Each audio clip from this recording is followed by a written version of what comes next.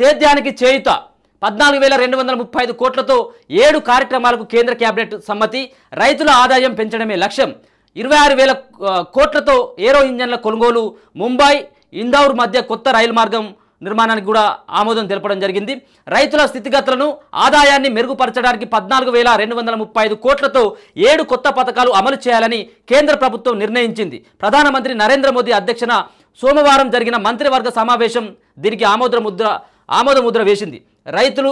రైతుల జీవితాలు జీవనోపాధిలో సమూల మార్పులు తీసుకొచ్చేందుకు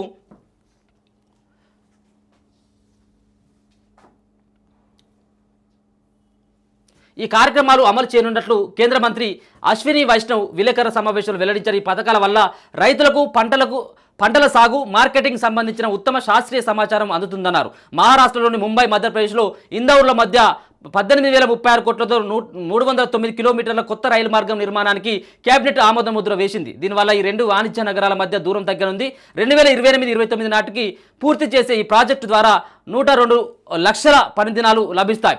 26,000 కోట్లతో ఏరో ఇంజన్ల కొనుగోలు. భారత వాయుసేన అవసరాల కోసం 240 ఏరో ఇంజన్లను హిందుస్థాన్ ఏరోనాటిక్స్ లిమిటెడ్ HAL నుంచి 26,000 కోట్ల వ్యయంతో కొనుగోలు చేసేందుకు కేబినెట్ భద్రతా వ్యవహారాల కమిటీ CCS ఆమోదం తెలిపింది. Su-30 MKI యుద్ధ విమానాల్లో వీటిని వినియోగిస్తారు. కోరపూర్లోని HAL కర్మాగారంలో ఇవి తయారై ఏడాది నుంచి 8 ఏళ్ల లోపు దశల వారీగా వాయుసేనకు అందుతాయి.